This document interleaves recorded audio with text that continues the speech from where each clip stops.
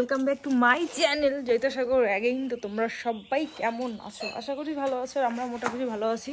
তো দেখো এখন মানে 6টাও বাজেনি, তো 6টা থেকে এই দেখো ব্লগটা স্টার্ট করছি বড়দের প্রণাম জানিয়ে, আবার ছোটোদের আমার অনেকটা ভালোবাসা জানিয়ে।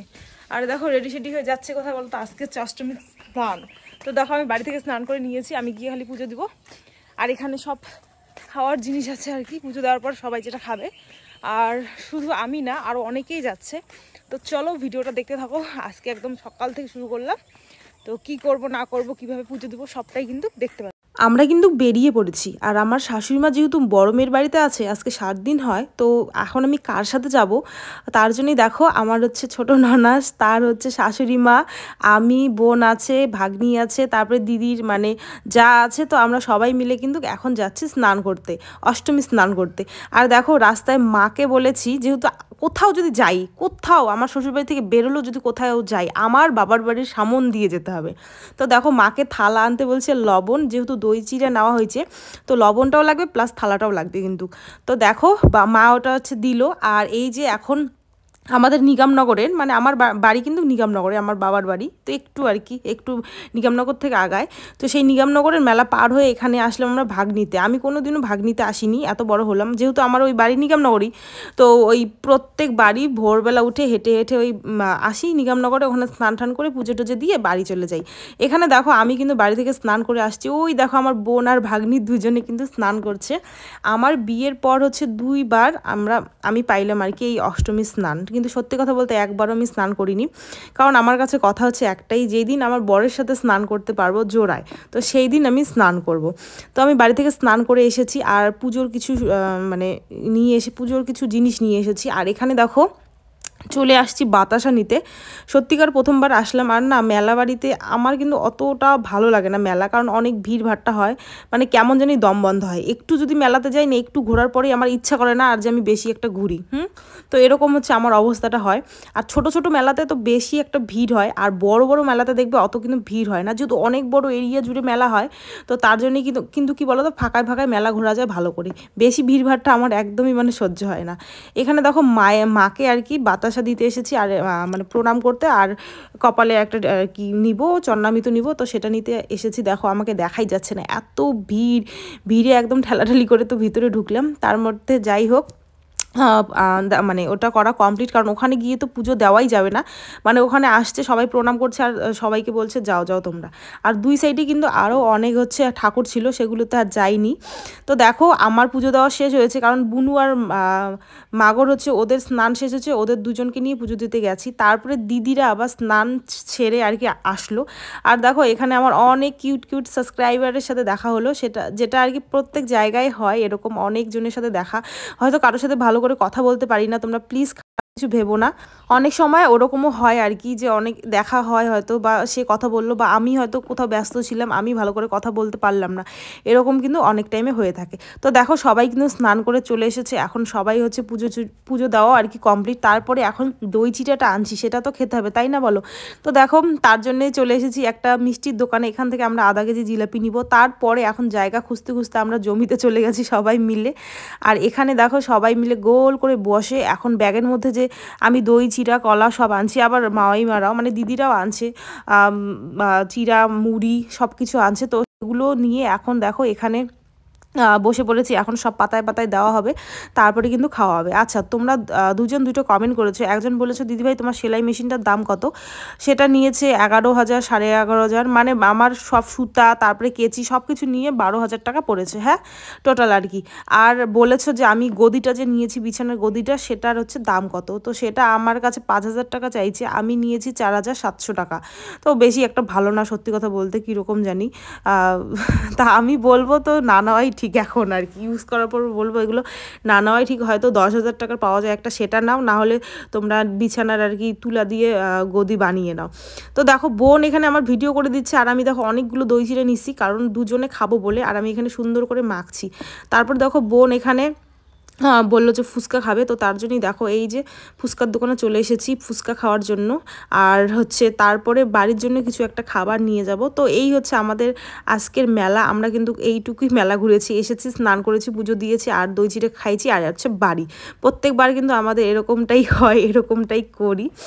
তো তারপরে এই যে বাড়ি যাওয়ার আগে এখানে দেখো কি হয় বলো তো, চালে না হচ্ছে চাল আর হচ্ছে ডাল দুটো মিক্সড করে আমরা প্রত্যেকবারই আনি।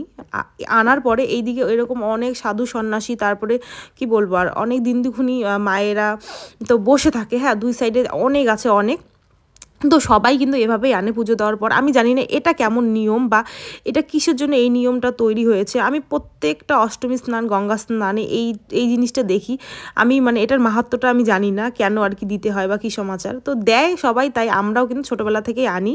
তো এখানে চাল ডাল মিক্সড করে নিয়ে এসেছি আর এখন দেখো সবাইকে একটু একটু করে দিয়ে কিন্তু সামনের দিকে যাচ্ছি। আর সত্যি কথা বলতে যে কম হয়ে গেছে, কারণ হচ্ছে এক লাইন দেওয়ার পরে পরের লাইন দেওয়ার মতন কিন্তু আমার আর চাল ডাল ছিল না। সো বন্ধুরা দেখো বাড়ি চলে এলাম, এখন বাজে 10টা পার হয়েছে। সেই ভোরবেলা গেছি আর এই যে এখন দুজনে বাড়ি চলে এলাম। আর এই যে ব্যাগপত্র, ভিজা জামা কাপড়গুলো শুকিয়ে দিতে হবে, রান্না পুজো সব আছে বাকি।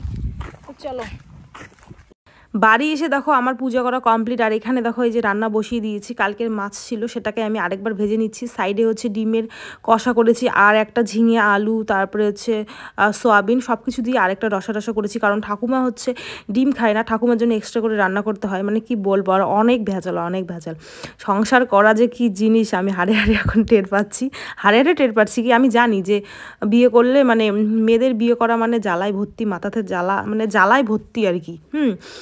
তো এই যে তারপরে চলে এসেছি। আর এখন যাব কোথায় বলো তো, আমার হচ্ছে ছোটো নানাসের ছেলের আজকে বার্থডে। তো কি বলো তো, একদমই শরীর আর চলছে না, যেতে একদম ইচ্ছে করছে না। সকাল থেকে এই যে মানে সন্ধ্যা অবধি, বোঝোই তো একটা বাড়িতে কত কাজ থাকে। আর যেহেতু শাশুড়ি মা নেই, একাই সব করতে হচ্ছে, তাহলে বুঝতেই পারছো কি অবস্থা। তো এখন দিদি বলছে আয়, না হলে কেমন হবে। আর সত্যি কথা বলতে কেমনই হবে, কারণ যদি বাড়িটা দূরে থাকতো তাহলে কিন্তু না গেলেও কোনোটা প্রবলেম ছিল না, কারণ একদম আবার কাছে। হ্যাঁ, তো না গেলে সেটা আবার ব্যাপারটা খারাপ হয়ে যাবে, তাই না। আমার কিন্তু শ্বশুরমশাই গিয়েছে বাজারে, ওখান থেকে জামা কিনে একবারে ডাইরেক্ট দিদিদের বাড়িতে ঢুকবে। আর এইদিকে আমিও দেখো রেডি হয়ে নিয়েছি। আর এই যে দেখো জামাটা, তো এটা হচ্ছে সকালবেলা অনলাইন থেকে এসেছে আর কি, অর্ডার দিয়েছি তোমাদের দাদা ভাইয়ের জন্য। কেমন লাগছে শার্টটা তোমরা অবশ্যই কমেন্ট করে জানাবে। শুধু আমি কিন্তু কিনি না, ওকেও কিন্তু আমি অনেক কিছুই কিনে দেই। মানে যেগুলো জামা প্যান্ট যেগুলো কেনে আসে সেগুলো কিন্তু আমি আমার নিজের পয়সা দিয়ে কিন্তু ওকে কিনে দিই। আর এই দেখো এটা শার্টটা কেমন লাগবে তোমরা অবশ্যই কমেন্ট করে জানাবে। এবারে কিন্তু বার্থডেটা বেশি একটা বড় করে করবে না, এমনি ছোট্ট মোট্ট করে আর কি সেরে দিবে। তার জন্য আমিও এমনি খালি হাতে এসেছি, আমি কিছুই নিয়ে আসিনি। ওই বাবা মানে জামা দিয়েছে, আমি দেবো কোনো একদিন আর কি, কিছু একটা কিনে দেবো। বা সামনে আমাদের বামুনহাটের মাদারগেলের মেলা আছে, তখন একটা কিনে দেবো কোনো একটা জিনিস। তো দেখো এখানে দেখো এই যে এখন সব হচ্ছে ডেকোরেশন চলছে। আমাকে দেখে সত্যি কথা বলতে তোমরা অনেক কিছুই ভাবো, বলো মানে আমি অনেক খুশি আছি বা আমি অনেক শান্তিতে আছি, অনেক সুন্দর করে সংসার করছি। আমাকে দেখে কিন্তু তোমাদের এটাই মনে হয়। আমি জানি স্বাভাবিক, আমি যেরকম ভিডিও তোমাদের সাথে শেয়ার করি সুন্দরভাবে, তোমাদের কিন্তু এরকমটাই মনে হয়। কিন্তু সত্যি কথা বলতে কত যে দুঃখ, কত যে কষ্ট, কত যে কি যে এই আমার বুকের ভিতরে লুকিয়ে রাখি, সেটা মানে একমাত্র আমি জানি। এই যে হাজব্যান্ড বাইরে থাকা একটা মানে বউয়ের কাছে যে কতটা স্ট্রাগল করে সংসার করতে হয়, সেটা মানে ভগবানই জানে। কি বলবো আর, তো বললে তো অনেক কিছু বলা যায়, কিন্তু আমি কোনোদিনও এগুলো কোনো কিছু নিয়েই কথা বলি না। আর সবসময় আমি নিজেকে হাসি খুশি রাখারই চেষ্টা করি। কে কি বলে, কে কি করে, আমার তার সাথে কোনো যায় আসে না, কারণ জীবনটা ছোট, আমি জীবনটাকে এনজয় করতে চাই। হ্যাঁ, এখন হাজব্যান্ড বাড়িতে থাকে না, আমি একাই শ্বশুরবাড়িতে থাকি। হ্যাঁ, তো মানে তার জন্য মন খারাপ করে থাকবো বা হচ্ছে কি বলবো আর ওইভাবে থাকবো, সেটা আমি না। আমি চাই যে জীবনটা ওই যে ছোট, যতদিন বাঁচবো আমি এভাবেই হচ্ছে বাঁচতে চাই। তো দেখো এখন হচ্ছে কেক কাটিং হবে। আর এই যে দেখো তো ইয়েটা লাগাই দেওয়া হলো, তুরুত করে চলেও গেল। তো এই যে হালকাভাবে কেক কাটিং হওয়ার পরে কিন্তু খাওয়া দাওয়া হবে। এই জীবনে যে কতজনের কাছ থেকে কষ্ট পেলাম তোমরা ভাবতে পর্যন্ত পারবে না। আমি সবসময় আমার 100% দিয়ে সব কিছুই করি, কিন্তু সেখান থেকে আমি 0 পাই না। তো একটাই কথা আর কি, সবসময় ভাবি যে ভগবান আছে, ভগবান দেখবে। আমি যদি সত্যের পথে চলি, আমার ভগবান আমাকে একদম মানে কি বলবো আর কোনোদিনও নিচে নামাবে না, আমি এটাই সবসময় ভাবি। তো যাই হোক, ভিডিওটা কেমন লাগলো তোমরা অবশ্যই কমেন্ট করে জানাবে। আর যদি ভালো লেগে থাকে তাহলে অবশ্যই লাইক, কমেন্ট এবং সাবস্ক্রাইব করে দিও, কারণ তোমাদের ভালোবাসায় আমি আজকে এই জায়গায় পৌঁছেছি, না হলে কোনো দিনও সম্ভব হতো না। অনেক নিজের ডিসিশন খারাপ থাকে, সেটা পরে পস্তাই আমরা যে এই ডিসিশনটা আমার খারাপ হয়েছে।